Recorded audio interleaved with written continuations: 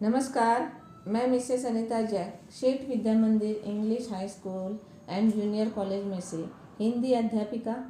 बच्चों, आज हम पढ़ेंगे छठी कक्षा हिंदी पाठ्य पुस्तक में से दूसरी इकाई पाठ 8 टीटू और चिंकी। प्रस्तुत कहानी में लेखिका डॉक्टर विमला भंडारी जी ने हमें यह बताया है कि सदैव मिलजुल कर रहना चाहिए तथा संकट के समय एक दूसरे का साथ देना चाहिए। बच्चों, टीटू गिलहरी और चिंकी चिड़िया दोनों पड़ोसिन थी और वे दोनों एक ही पेड़ पर रहती थी।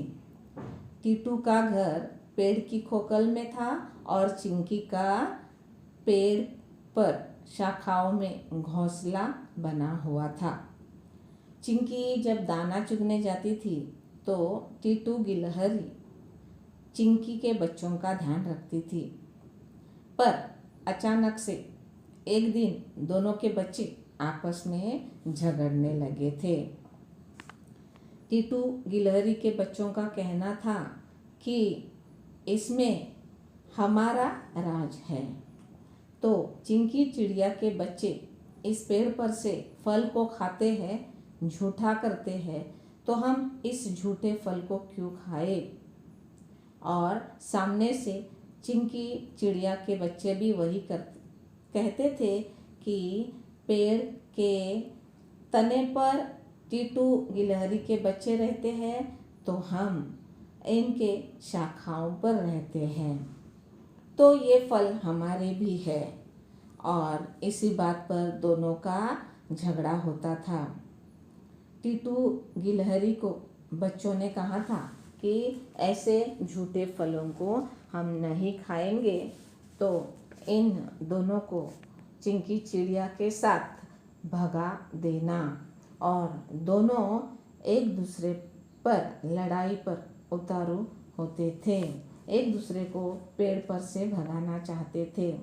टीटू गिलहरी बच्चों को समझाने लगी थी कि जब तुम लोगों का जन्म हुआ था तभी की बात है कि चिंकी चिड़िया ने घोंसले में अंडे दिए थे और अचानक एक दिन रात को जोर की हवा बहने लगी। आसमान में अंधेरा छा गया और मानो अभी जोर से तेजी से बारिश होने का अंदाज़ा हो रहा था।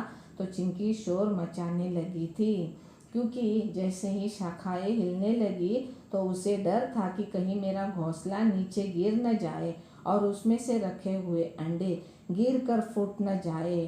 तो मैंने और चिंकी चिड़िया ने मिलकर खोखल में इन अंडों को सुरक्षित रख दिया था। पर पानी इतना बरसने लगा कि वह पेड़ के तन पर खोखल तक आ गया। तो हम लोगों ने वापस तुम्हें और इन अंडों को वापस उस घोंसले में पहुंचा दिया और रात भर इस घोंसले को पत्तों से ढक दिया था।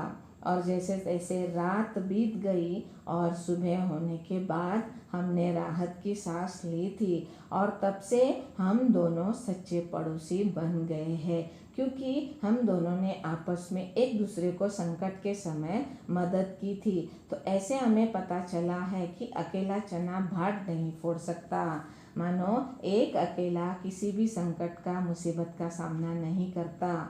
हम एक है तो कोई भी संकट से हम बच सकते हैं। पर बच्चे ये बात मानने के लिए तैयार ही नहीं है कि हम इस पेड़ पर उन्हें रहने नहीं देंगे। आखिर में तंग आकर दोनों ने यह फैसला लिया कि हम इस पेड़ को छोड़ देंगे। और ये सारी बातें उस पेड़ के नीचे बिल में छिपा हुआ सांप सुन रहा था और सांप ने यही ठान लिया कि यह तो मेरे लिए बहुत अच्छा मौका है। आज मैं इन लोगों का खात्मा करूँगा। मैं पहले टीटू गिलहरी के बच्चों को खाऊंगा, फिर बाद में चिंकी चिड़िया के बच्चों को। और ये बात सोचकर वह पेड़ के तन पर चढ़ने लगा। इतने में चिड़िया की नज़र उस पर आई और चिड़िया जोर से चिल्ला के गिलहरी को कहने लगी, टीटू बहन सावधान, सांप ऊपर आ रहा है तो अपने बच्चों को बचाना। उसने कहा कि उन्हें मेरे घोंसले में ला दो। और वह टीटू गिलहरी को ये बात समझाने के बाद पेड़ के तने पर अपनी चोंच से जोर जोर से मारने लगी। और जब चोंच उस तने पर जोर जोर से पड़ने लगी तो उस पेड़ पर से गाढ़ा चिपचिपा दूध गोंद बहने लगा। और इस चिपचिपे गोंद के कारण सांप को पेड़ पर चढ़ने में थोड़ी सी दिक्कत होने लगी, मुश्किल होने लगी। और इधर टीटू ने उस समय में अपने बच्चों को एक एक कर चिंकी के घोंसले में तब तक पहुंचा दिया था। अब चिंकी चिड़िया के बच्चे भी, हालांकि उनकी चोंच बहुत नर्म थी और हमेशा गिलहरी के बच्चों के साथ झगड़ा करते थे, वे भी अपने इस चोंच को सांप के बचाव के लिए पेड़ के तने पर मारना शुरू किए थे, ताकि गोंद और ज़्यादा निकलेगा और सांप को चढ़ने में मुश्किल होगी। आखिरकार वही होता है, सांप को चढ़ने में बहुत मुश्किल होती है, क्योंकि चिपचिपे गोंद के कारण वह पेड़ पर अच्छे से चढ़ नहीं पा रहा था। आखिर में वह थक हार कर वापस अपने बिल में लौट जाता है। अब टीटू और चिंकी के बच्चों को एकता की ताकत सामने आ गई थी। उनको ये बात पता चली थी कि साथ पड़ोस धर्म निभाने के लिए हमें एक दूसरे के साथ ही रहना चाहिए, एक दूसरे को संकट के समय मदद करना चाहिए। आज अगर हम दोनों में से कोई एक अकेला होता तो हमारी मौत निश्चित थी, पर हम दोनों एक साथ होने के कारण आज इस बहुत बड़ी मुसीबत से, संकट से हम बच गए थे। तो अब उन्हें माँ को समझाने की ज़रूरत भी नहीं रही थी। वे बच्चे जान गए थे कि 1 और 1 11 होता है, यानी एक के साथ एक होता है तो हम संकट का, मुसीबत का सामना बड़ी आसानी से कर सकते हैं। आपके लिए गृह कार्य है, नीचे दिए हुए चित्र को देखकर जलचर, नभचर, थलचर और उभयचर प्राणियों में उनका वर्गीकरण करना है।